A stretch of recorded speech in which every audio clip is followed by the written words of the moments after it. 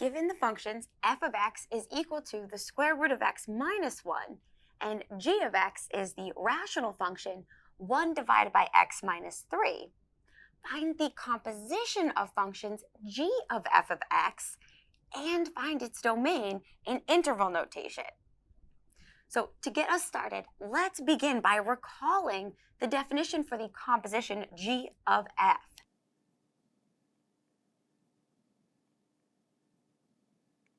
So we can recall that the definition for the composition g of f of x is where we substitute f of x into g.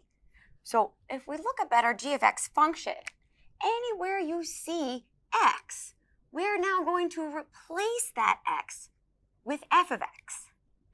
And we also want to keep in mind in terms of the domain that x belongs to the inside function f of x, and f of x belongs to the domain of the outside function g.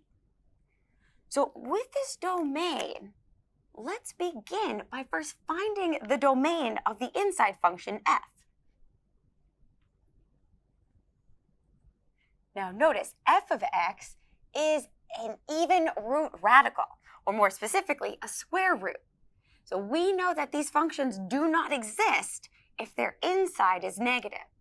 So we set the radicand x minus 1 greater than or equal to 0, and solving for x, we can see that x must be greater than or equal to 1. So we're going to keep this in mind. It's not the full answer for the domain, but it's part of the answer for the domain. So now that we have the domain of f, let's proceed in finding the composition. So by definition, we know that we are going to replace every x in g of x now with f of x.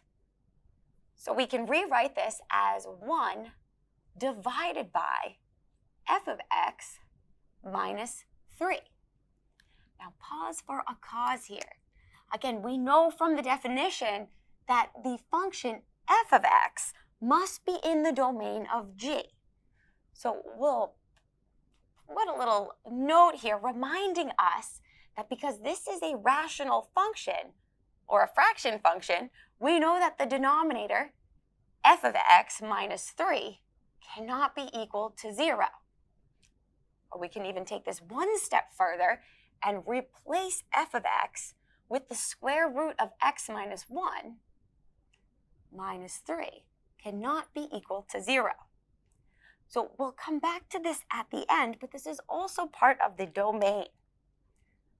So let's finish solving our composition first.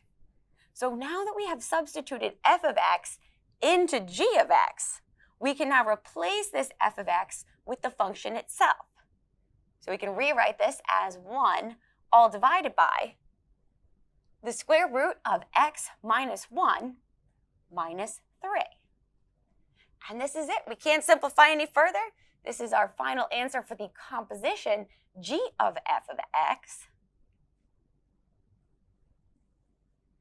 But again, just be careful here. We don't just want the composition, we also want the domain.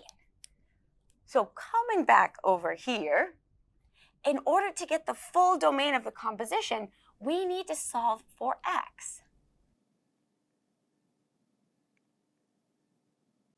Now notice, x is trapped in that square root. So in order to solve for x to get the domain, we need to remove the square root. And we do this by squaring both sides of the equation.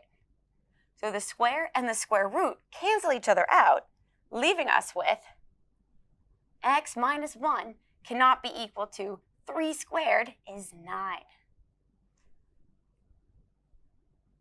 And so if we add 1 to both sides, we can see that x cannot be equal to 10. So now we have our two domain restrictions.